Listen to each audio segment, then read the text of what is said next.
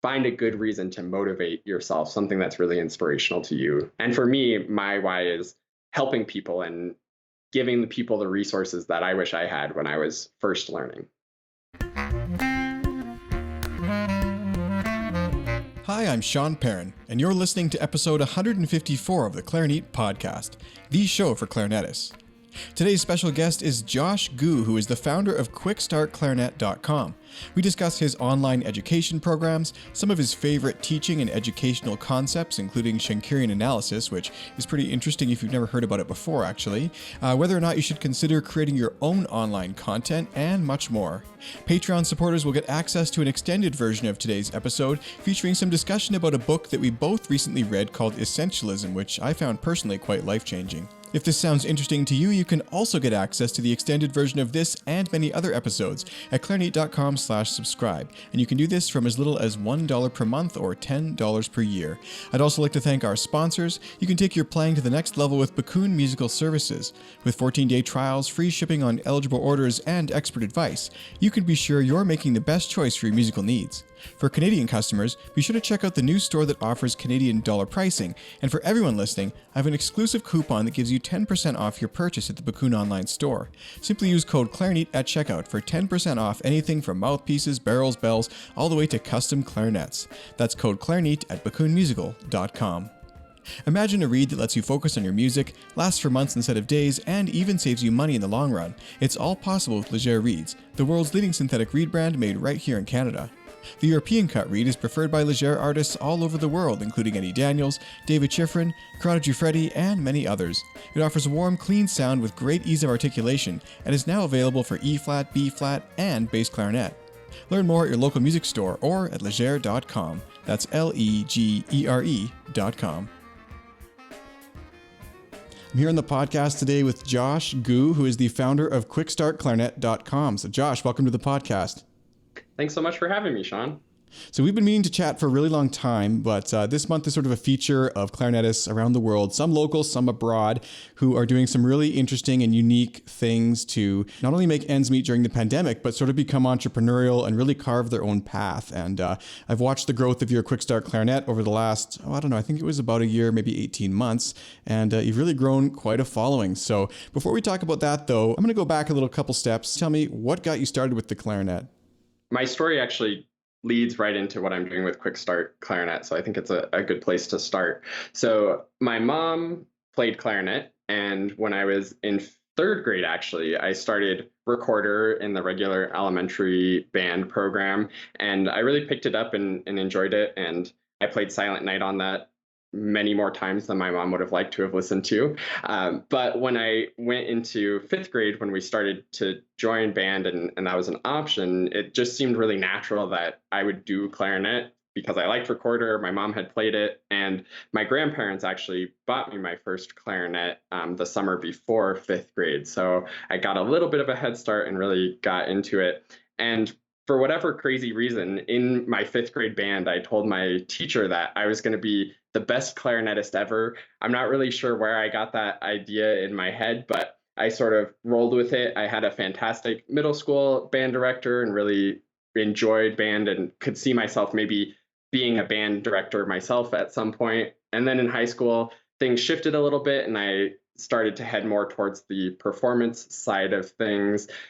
And when I was in high school, I was thinking, well, maybe I'll major in clarinet performance. And I was thinking, well, I don't know if there's any money to be made in that. And I looked up the salary for like principal clarinet of the New York Philharmonic, which was, I think, like 150,000 or something at that time. And I'm like, oh yeah, that's plenty of money to live on. I'll just go play principal with the New York Phil after I get out of college, and that'll be great. Little did I know that's a little bit trickier than it seemed at the time. And even more, what I've been discovering in the past few years is I actually don't love playing in an orchestra that much. If I won principal with the New York Phil, I would absolutely do that job. But who knows how much I would like it and how for long I would be able to do it. And since then, I've started to develop more of this passion for marketing and entrepreneurship and teaching. And that's sort of where I'm at now with Quickstart Clarinet, just trying to make content and put things out in the world that make people's clarinet journey easier and help people to understand how much fun it is to play the clarinet when you really know what you're doing. Before we move on to the Quickstart Clarinet stuff, I would just love it if you'd tell me, did music come easily for you then, or was it something that you kind of first had some roadblocks with and your passion developed out of trying to make it work? So when I was first started, or even before I started clarinet, I wasn't great at music. Music class was not my favorite class until about when we started recorders and actually playing instruments. And then once I started clarinet, I was pretty much the top of my school the whole time. My freshman year of high school, I was the top like one or two clarinetists at my high school. So I always thought, oh man, I'm really good at this. I'm just naturally talented and so great, or I'll be the best clarinetist ever and all that stuff. And then my junior year of high school, I went to a pre-college summer academy at the Lamont School of Music at the University of Denver, where I ended up getting my bachelor's in music performance from. But the pre-college academy had all kinds of different clarinetists from all over the country and even from all over the world who were just so much better than me. And that really opened my eyes that, I have a lot more to go before I'm actually a really solid player. So I feel like it always came naturally to me, but there were some eye-opening moments along the way where I realized that not so much. And at this point in my life, I realized there's really no such thing as being the best clarinetist ever. And I really enjoy how everybody has their own unique sound quality and playing styles and own unique journeys when it comes to playing this instrument. I love that. It's just so interesting because I remember the same thing the first time I went to a clarinet fest.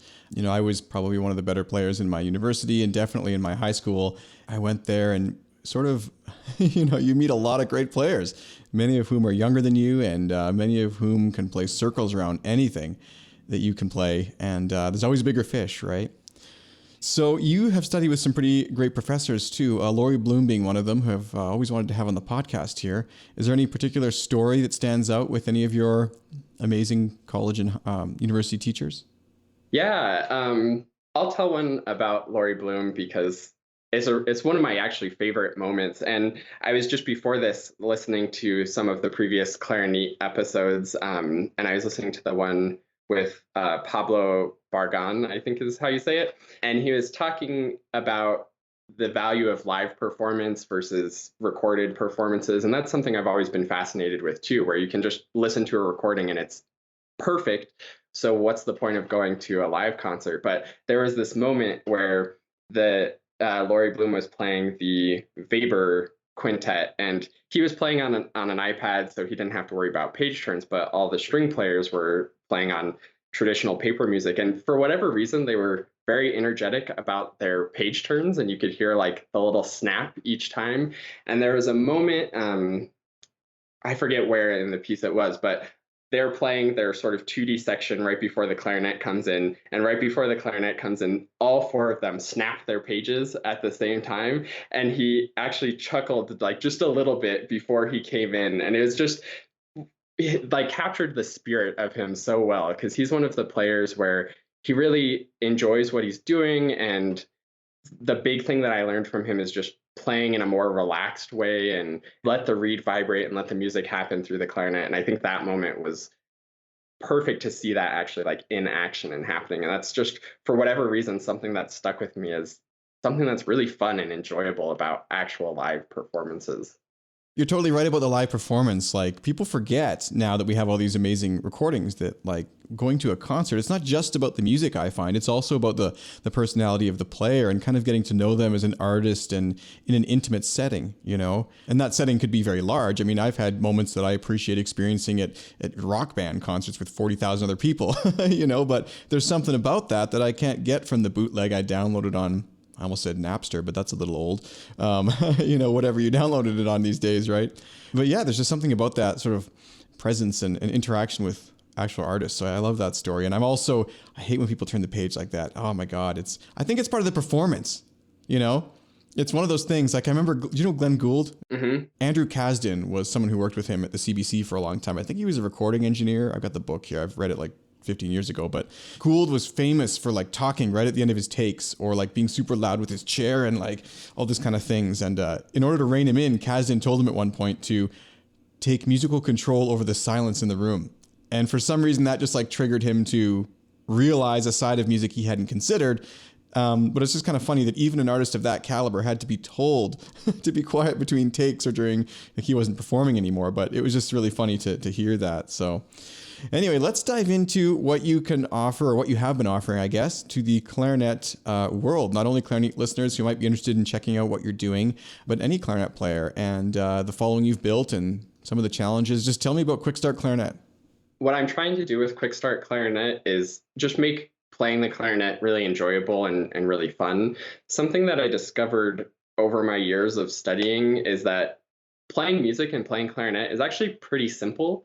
It's a lot of things that you have to do all at once, which makes it a little bit complicated. But when you break it down, all of those things that you're doing are pretty simple. You're just blowing into the instrument, you're forming your embouchure a certain way, you're touching your tongue to the reed. And I think it's just sort of my personality that I really like to get down to the core of things and boil complicated problems down into their most simple and easiest way to solve them. And that's sort of my approach with all of my Quickstart Clarinet content, is to give people another perspective or another way of looking at things that'll just make things easier. It's also a resource that I kind of wish that I had growing up. I did take some lessons in high school, but it wasn't until really I got into college that I started to feel really confident about playing and actually getting the sound that I want when I want, for the most part. Sometimes it's still even a struggle today, and that's why we all still have to practice, right? But Quickstart Clarinet is, in the basic way, it's videos that I release every week to my YouTube channel. I also do a live weekly warm-up every Monday at 12:30 Mountain Time, where I go over a warm-up exercise, sort of dig into what you should be getting out of it and how to actually do it. And then I also have some paid products, my favorite of which is the Next Generation Clarinet Method, which is sort of a method book, sort of an online course that I created that really goes through sort of step by step what I think is important to understand about playing the clarinet and how to really get the fundamentals you need to make playing easy and enjoyable. I love that. And so do you find that during this whole situation, the listenership, or what would you call it, the enrollment, has gone up considerably? I mean, we've suddenly reached a point where, you mentioned the need to create this as being kind of a personal goal. And that's why I created the podcast too. And I've been told that the best business decisions come out of kind of that need for a product, right? Recognizing that need. The keenest people can see that and do something with it, right? But more people have needed that sort of lessons that happen virtually over the course of this whole situation. So has listenership gone up, or people have kind of come crowding in for something like this, or what have they done? Yeah, definitely. It's hard to say if it's solely because of that or because I've also been trying to do a lot more promotional and just growing and hitting that stage where I'm starting to get momentum. But certainly since around August or September of this year, which I think was also back to school time, played a role in it as well. But definitely the YouTube channel has been really taking off lately, which I'm really excited about. It's like they say, I don't remember who said this, but the more I work, the luckier I get, so. Yeah, that's a great quote. I like that. Yeah, I don't remember where that came from, but it's totally true, and I think that now that, there's been the time for many people to invest in content creation, I've seen dozens of new YouTube channels pop up, not just in the clarinet world, but, and I mean, there's even been some new clarinet podcasts I've seen coming out. There's just new content everywhere. And I think that there's a lot of people who are looking online. So can you walk me through one of these courses then? You've got 5 must-know clarinet tips to start with. What does that kind of go over, and what can people hope to gain from it? Yeah, so that's actually a new completely free training that I've put together. And what that is sort of big 5 categories of things that I really want my students to get out of my lessons. And that's sort of, again, what I was talking about with my boiling things down to really fundamental things. So the 5 things are rhythm. Rhythm's the number one most important thing to any piece of music. It's really black and white if you're right or wrong. And if you're wrong, then it's a completely different piece.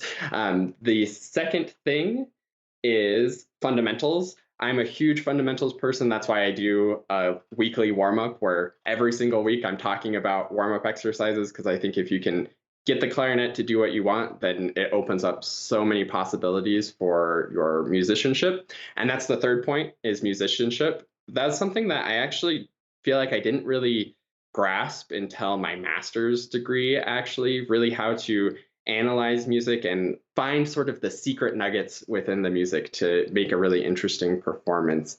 The fourth one is to just slow down. All of my students play things too fast.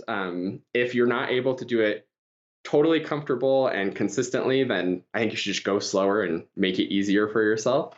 And then the fifth tip is planning, practicing. I have an ultimate practice guide that I also did a YouTube video about, but I just like to keep everything about the practicing organized and make it so you get in and do your work for the day, and then you don't have to worry about it anymore. I'm a big fan of having mini goals and getting the work in, and the little things that you do today will really add up in the long run. Totally. You know, that rhythm comment that you made about the piece being different if the rhythm is wrong. So many people don't realize that, and I've often proved that to students at clinics and workshops. What I do is I show them a demonstration. I say, because they ask about this, they're like, oh, I don't believe that or whatever. And I'm like, look at this. So I'll play a melody like Happy Birthday, right? I won't give it away yet. I'll play it with a totally different rhythm using the same notes. I'll say, what piece was that? What song was that? And, oh, I don't know, you know. And then I'll play it again, but I'll play it with one wrong note. So I'll play the correct rhythm, mostly correct notes, one wrong note. And I'll say, oh, what is it now? Happy Birthday. And that proves it. Like, everyone recognizes Happy Birthday with one wrong note, but no one recognizes it, or very few people, with the wrong rhythm. Exactly. If you play the wrong rhythm, it doesn't matter if it was the right note or how beautiful your tone was. It's just blatantly, objectively wrong. Whereas if you play a wrong note, then maybe you're just adding some color to the harmony or something. Yeah, you know, and like, it's true that, and people always say, oh, well, aren't wrong notes wrong too? And it's like, well, yes, they are, but they don't completely disorient the piece, you know, or completely change the style. One wrong note is a flub, is just that. But like, if you were watching even like a rock band concert and the drummer got off by a beat, the concert's over, the band has to stop, you know, whereas if he hits the hi-hat instead of the ride cymbal for one note, nobody's going to care, right? So what you said earlier about the students too absorbing kind of the musical elements of the piece, can you go into that a little bit more? Like, I mean, one thing I've done in the past is explain to someone like, look, there's 50 notes on this page, but there's only really 4 chords going on. And if you can look at it that way, you're going to have a heck of a lot easier time learning it, playing it, memorizing it, thinking about it, interpreting it, everything. Yeah, absolutely. It's very similar. I took Shankarian Analysis when I was in my undergrad, and there's all kinds of issues with Shankar and all that debate. But I do think Shankarian Analysis is a really interesting and effective way to, again, like I like to do, boil the piece down into something more basic and easy to follow. So exactly like you said, looking at the 4 chords of a piece, looking for different patterns. I love looking at musical groupings using the sort of Marcel Tabito grouping and momentum and leading things to the next beat. A fantastic book is David McGill's Sound in Motion. I think everybody should read that if you want to have a really eye-opening way of approaching music. But one of my favorite things to do with students that doesn't require all of that in-depth musical analysis is just to ask the question, what's an interesting detail that you like in this piece? For me, actually growing up, I was always really praised for really going for the dynamics, because most middle schoolers play kind of the right notes and rhythms, but very few of them look down at the bottom of the page and get the dynamics. And that was something I was good at, and my teacher would always praise me for. So that's something sometimes I maybe do too much of, but something like that, if you can find a detail in the piece, maybe a subito piano, a ritardando that you really like, an octave leap or some interval in the piece that you really like, and you get to be sort of the storyteller who knows that that interesting and exciting moment is going to happen in the piece. And if you can shape the music and tell the story of a music in such a way that the audience can come away thinking, oh, I loved that octave slur or something like that, then I think that's really successful. That's sort of you interpreting the music, coming up with what it means to you, and then conveying that effectively to the audience. And I think that's what we want to do in music, right? Real quick before we move on, I know a couple people are probably including myself, are scratching their heads about those two methods you talked about. So there was one, the Shankarian Analysis, the other one, the Tabito, I think. I've heard about both, but I've never really dove into them. Would you just kind of, in a nutshell, tell me about those? Yeah, so Shankarian analysis is a approach to music theory for analyzing tonal music. And basically, Shanker's idea was you could take any piece, even like the whole Wagner ring cycle, and reduce it down to this very distant background of the piece, which usually was the harmony going 1 5 1 and the melody going 5 4 3 2 1. And it gets really complicated, but you can take all of the notes and say, well, this note's an appoggiatura, this note's a passing tone, and you basically sort of erase all of the embellishments that the composer has put in until you get to that background core meaning of the piece. The tabito sort of grouping of notes kind of goes along the same lines, where you're grouping in such a way that you're bringing out that more background kind of structure to the piece. So instead of playing a scale, just dot, dot, dot, dot, dot, you can think of it as I'm starting on 5, and then I do a passing tone through 4, getting to 3, and then 2 is a tension point, appoggiatura, resolving to 1 kind of thing.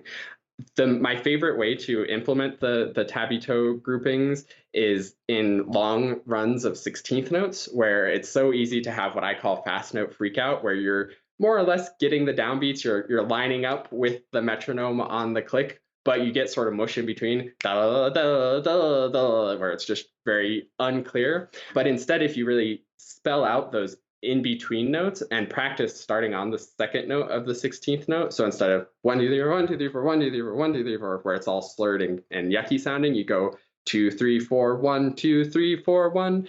Then you can get a really clear 1 2 3 4 1 2 3 4 1 and actually have it sound nice and clear and clean. Yeah, I love that. And, that's one of my favorite things to do in lessons too, is like you got this crazy run or something, like just play the two notes that you think are most important. And let's say it's like a C that runs up through a scale to the C 2 octaves later. You'll realize it's like usually that main note leading towards that top one, and everything in between needs to happen, but you don't need to draw emphasis to those notes, which so many people in an instance like that, like they're going to just really loudly and crazily play through this run, not realizing it's kind of like an embellishment leading toward what's supposed to be heard at the end of it. That's really smart. And anyone interested in those, yeah, check it out. Which is the one that numbers stuff? Is that some other system? Have you heard about this? Yeah, that's another thing that tabito would do. I think you're talking about the phrasing stuff, where he would say like, oh, this note's a 1 and then this note's a 4. And that was something that he would do for dynamics and phrasing. Definitely, if you're interested in this, I think my favorite resource about it is David McGill's Sound in Motion book. There's a few other teachers who have written about it, and there's lots of study of this, but I think the Sound in Motion is my favorite one, at least. It's one of those books that many podcast guests have mentioned and I haven't read yet, so one day I will read it. But I did watch a presentation about that numbering system once, and quite honestly, I felt that it complicated things beyond a musical realm. I don't know, it just seemed a little too mathematical for me to be thinking about while I'm playing, but maybe from an analytical perspective, it works really well. I'm not sure. I've never really dove into it. That's an interesting point, actually, because in Sound in Motion, he talks about how tabito would teach this to his students, but it is truly just an academic thing. It's something that you eventually just do intuitively, but if you sort of need help starting to get into it, then it's a good way to start thinking about that. But yeah, I think most musicians do it more intuitively. Well, I think there's different schools of people and different ways of people thinking, which is fair. I mean, I was going to ask you too, are you the kind of person who writes all over your scores, or are you the kind of person who prefers to kind of leave it more blank? Yeah, I definitely am more of a blank person. I am of the school of thought that if there's too much going on there, then it just makes it stressful and hectic and you're not actually paying attention to it. I think it's good to think about all of those details and have a really clear plan for what you want to do. But I think at the end of the day, you have to know your plan well enough that you can do it without all the markings. And even if you write all the markings, you're probably not watching that in performance. You're just doing it because you planned on doing that. Yeah, I've met three kinds of people, I think. Some who don't mark up the score very much, maybe just the minimal stuff, fingerings here and there, and the odd extra dynamic and whatever. and then one type of person who completely just covers the page in notes. And I once had someone tell me in a masterclass or something that, if your page doesn't look like this, then you don't really know the piece. And I thought that was, at the time even, I thought that was such a ridiculous way of looking at it, because how am I supposed to read the piece if all that crap is on there, for lack of a better word. But then there's a third type of person who I know someone who does this actually. He actually either photocopies the piece or buys two scores, one to write in, one to perform from, or study, and or keep as a reference or whatever. And I thought that was maybe the best way, because while you are learning, if you need to highlight a passage to work on or circle something or whatever, you can do that. But then when you're ready to have absorbed all that, you don't need to look at it on the paper anymore. You can perform the piece with all that in your musical head, but without the distraction on the page. So I thought that was kind of a cool way to do it. And I now keep a couple of photocopies of past performances or whatever inside of the cover of my pieces when I do that. Yeah, I like that. My favorite version, which I unfortunately don't do as much as I wish I did, is just doing it from memory, because then you don't have to worry about how much you've written on there. It's just all in your head. So what have you got coming for Quickstart Clarinet? What's next? Right now, I'm really trying to just get the word out about it to as many people as I can. I'm right now really happy with my main product, which is the Next Generation Clarinet Method. It's a method book first and foremost, but it also comes with timelines to sort of guide you through it. My goal was to have this online program that is almost as good as taking private lessons or having a private teacher. Of course, you don't get that feedback. You have to be your own teacher in terms of deciding if you're doing things the way that you want or not. But I think it has everything laid out that you need to do to be really successful. So that's what I'm the most excited about right now. I just recently did a version 2 of that, and I'm already have plans for a version 3 that's going to add some more music, add some more playing examples to help sort of guide in the right direction. So the other thing is the 5 must-know clarinet tips free training that we just talked about. It's over an hour long. It's all of my wisdom that I hope all of my students gain, and I think it's really valuable. And in that training, actually, there's also some information about the Next Generation Clarinet Method as well. I love it. Do you have any advice for clarinetists who might be interested in being a little entrepreneurial themselves, or is it something you think only certain people are kind of attracted to and can put in the effort? I'm thinking of myself even. I at first thought that it's something maybe everybody could do, but having done it now for 5 years and seeing the work that goes into it and the sacrifice, and it's I'm not sure it is for everyone, but I'd be interested in your take on it. I absolutely think everybody should try it, but I agree that it is really challenging and it can be really frustrating. Even for me right now, I'm still in pretty early stages. My YouTube channel is at 800 subscribers right now. I'm certainly nowhere close to making even regular income from Quickstart Clarinet right now. And I've been going at it for about 3 years now. So it takes time to build things up and get things going. And I think it's a fantastic idea if you're interested in doing anything like this at all. If you have any inkling in the back of your mind of, oh man, this would be really awesome if this resource existed. I think nowadays it's easier than ever to do it. So if you're interested in it, go for it, try it, but know that it takes even more dedication and perseverance than you're told that it does, because everybody says that owning your own business and doing those things is really difficult, but it really is more difficult than you can imagine. But for me personally, I love making my YouTube videos. It makes my day when somebody comments on YouTube or sends me an email saying like, hey, this was really helpful. Like, that's what I'm here to do. And it really is fulfilling to me. So if I could give one piece of advice for anybody who's interested in this, besides just do it and try it, my other piece of advice would be to find your why and find a reason for yourself that is really compelling and something really powerful that will motivate you to every single day do something that grows it and makes it a better thing. Just like playing the clarinet and practicing, you have to practice every day to get better. So find a good reason to motivate yourself, something that's really inspirational to you to do that. And for me, my why is helping people and giving the people the resources that I wish I had when I was first learning.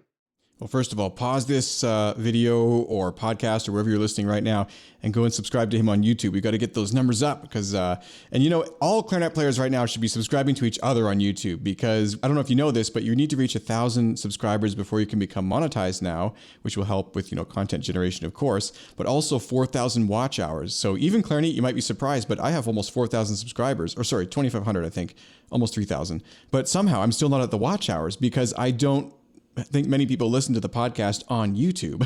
So it's one of those weird things, right? But we need to all support ourselves in the industry and try and sort of bring up everybody. What do they say? A rising tide brings up all ships or whatever. I'm sure I said that kind of wrong, but I just about said sinks all ships, but that's not right.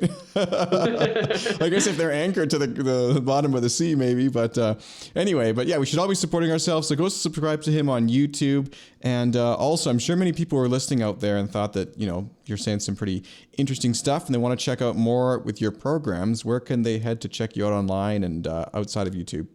Yeah, so the YouTube channel is Quickstart Clarinet.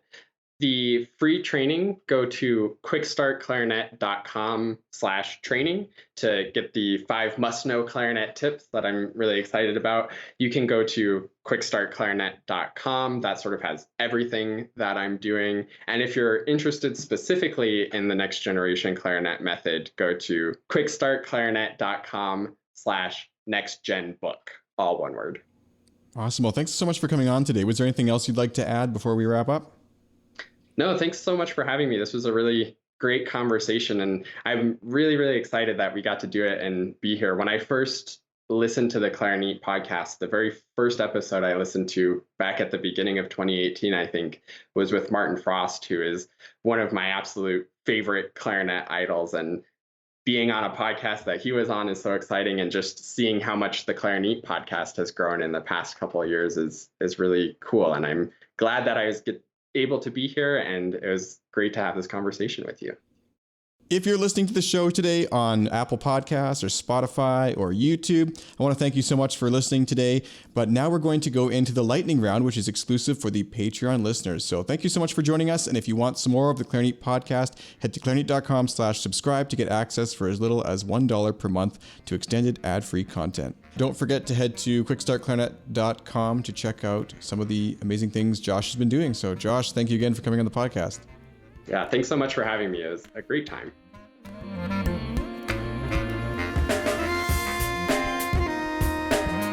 Thank you for joining me today on the Clarinet podcast.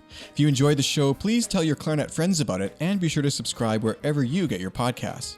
If you'd like to get in touch with me, have a listener question, guest suggestion, or any other feedback, you can contact me directly with the contact form on the website. And now you can leave me a voicemail message, which might even be heard on the show. I'd also like to thank our sponsors before we wrap up. And we have Leger Reeds. And you know what? If you're someone out there who's struggling with the seasons right now with your reeds, as the weather's changing, sometimes your reeds will start changing too. This is the perfect time to try Leger Reeds. And as I was saying a while ago on Instagram, I'd actually suggest making sure to try several different strengths and several different even of the same strength just to have in your case. And I know it can seem like a bit of an upfront investment, but if you switch kind of cold turkey to synthetic reeds, I think the switch is a lot easier. And there still are days when you're going to want a slightly softer or slightly harder reed, and this can help you make that transition and also have the most kind of playing comfort all the time. So you can check out Leger Reeds at your local music store or at leger.com. That's LEGERE.com. You can also save 10% on your next accessory purchase from Bakun Musical Services. And yes, this actually does include Leger Reeds. They've been stocking them on the website now, so you can check that out. And it's also good to know that the Vocalese mouthpiece series from Bakun was actually designed to work not only with synthetic reeds, but also with cane. So no matter your preference, you'll be able to find a mouthpiece that will work really well for your setup, and they're affordably priced. The Vocalese mouthpiece is now available for both the B-flat and bass clarinet in several different models, depending on your preference. So you can try that out and get 10% off with code Clarinet at bakunmusical.com. Again, that's code Clarinet at bakunmusical.com. Of course, I'd also like to thank our gold level Patreon backers. These are supporters of the show who sponsor at $10 a month or more. We have Andrew M., April J., David S., Debbie A., Glenn K., Jason S., Josh N., Karen K., Miguel D., Todd M., and William L. Thank you so much for making the show possible. I'm your host, Sean Perrin, signing off from Calgary, Alberta, Canada. I look forward to seeing you next time on the Clarinet Podcast, the show for clarinetists.